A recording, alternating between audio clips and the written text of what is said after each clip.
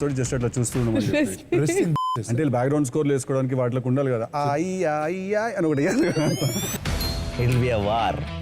ఓడ్రా ఇది కనిపెట్టింది, అరే రండిరా వీడిని తీసుకురండి రా. ఆ రోజు ఆయన మాటల్లో ఆవేదన కూడా గమనించడం జరిగింది. ఎందుకంటే ఈ ప్రభుత్వం వచ్చి సుమారు 6 నెలలు అవుతుంది. 6 నెలల నుంచి ఈ పోర్టుకి వస్తానంటే నన్ను ఆపేస్తా ఉన్నారని సాక్షాత్ ఒక డిప్యూటీ సీఎం చెప్పారు. కాకినాడ పోర్టుకి వస్తానంటే 6 నెలల నుంచి ఆపేస్తున్నారని చెప్పి ఆయన చెప్పడం విన్నాం. అసలు ఈ ప్రభుత్వం వచ్చినప్పటి నుంచి కూడా బియ్యం ఎగుమతులు, కాకినాడ పోర్టులో కార్యకలాపాల మీద ప్రత్యేకమైన దృష్టి పెట్టారనే విషయం అందరికీ తెలుసు, బహిరంగం. అది అధికారంలోకి వచ్చిన సుమారు 15 రోజులు 20 రోజులకే సివిల్ సప్లైస్ మినిస్టర్గా ఉన్న నాదెండ్ల మనోహర్ గారు రావడం, ఆయన ఈ బియ్యం నిల్వల మీద స్వయంగా దాడులు చేయడం, సుమారు 53,000 54,000 టన్నుల బియ్యాన్ని సీజ్ చేయడం జరిగినట్టుగా మేము కూడా వార్తల్లో చూసాం. దానిలో సుమారు 1,400 టన్నులు పీడిఎస్ రైస్, అంటే పేదలకు ఏదైతే రేషన్ కింద ఇస్తారో ఆ రైస్ కూడా అందులో ఉన్నాయి, అవి కూడా సీజ్ చేసామని చెప్పినట్టుగా కూడా చూడడం జరిగింది.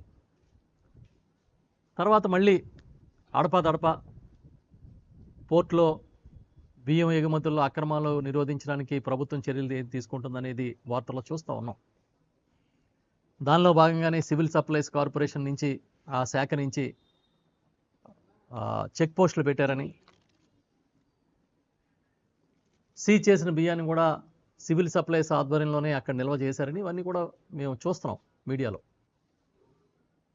సడన్గా మళ్ళీ నిన్న ఒక 5-6 రోజుల నుంచి అనుకుంటా మళ్ళీ ఈ వార్తలన్నీ కూడా వస్తూ ఉన్నాయి.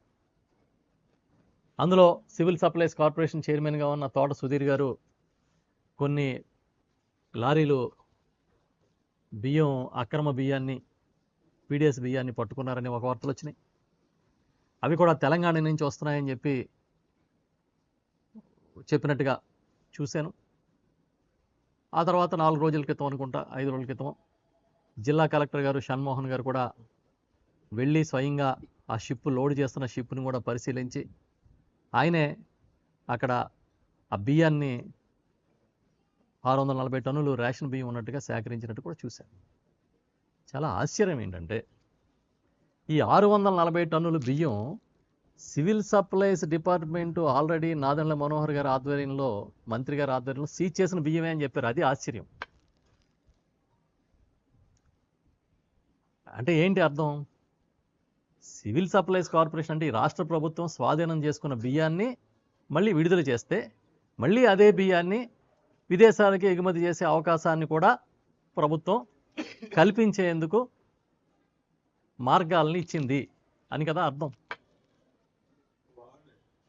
అంటే మెయిన్ ఇక్కడ మీరు అర్థం చేసుకోవాల్సింది ఏంటంటే, మనం అందరం కూడా సీజ్ చేసిన బియ్యాన్ని బ్యాంక్ గ్యారంటీ ఇచ్చి రిలీజ్ చేసుకున్నారు అంటున్నారు. అంటే అర్థం ఏంటి? బ్యాంక్ గ్యారంటీ ఇచ్చి రిలీజ్ చేయడం అంటే ఒక నేరస్తుడిగో, ఒక అభియోగం ఉన్న వ్యక్తికో బెయిల్ ఇవ్వడం లాంటిది. ఒక నేరస్తుడిని లేదంటే ఒక నేరారోపణ ఉన్న వ్యక్తికి బెయిల్ ఇస్తే ఏం చెప్తారు? షరతులు ఇస్తారు బెయిల్లో.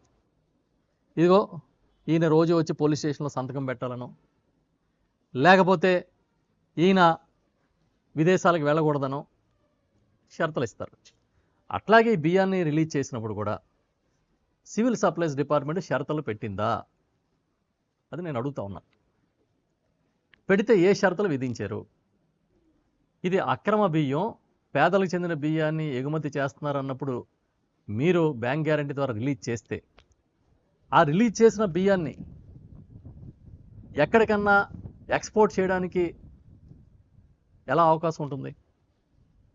మీ దగ్గరే దొంగ సొత్తు దొరికింది, దొరికినప్పుడు మీ దగ్గరే ఆపాలి కదా. ఎందుకు ఆపలేదు? ఆపకుండా అదే బియ్యాన్ని మళ్ళీ ఎక్స్పోర్ట్ చేస్తూ ఉంటే మళ్ళీ వెళ్ళి అక్కడ రైడ్ చేసి పట్టుకోవడం ఏంటి? అంటే ఎక్కడుంది? ఎవరి మధ్య ఈ అవగాహన ఒప్పందాలు ఉన్నాయి? అధికారులు ఏం చేస్తున్నారు? ఎక్కడ ఏ పోర్టులో లేని విధంగా మీరు అక్కడ 2 చెక్ పోస్టులు పెట్టారు. ఈ 2 చెక్ పోస్టులు కూడా సివిల్ సప్లైస్ డిపార్ట్మెంటే పెట్టింది. మరి ఈ చెక్ పోస్టులు దాటుకుని ఆ బియ్యం మళ్ళీ లోపలికి ఎలా వెళ్ళినాయి? అసలు గోడౌన్ నుంచి రిలీజ్ చేసినప్పుడు దీనికి ఉన్న షరతులు ఏంటి? ఇవన్నీ మేము అడుగుతా ఉన్నాం.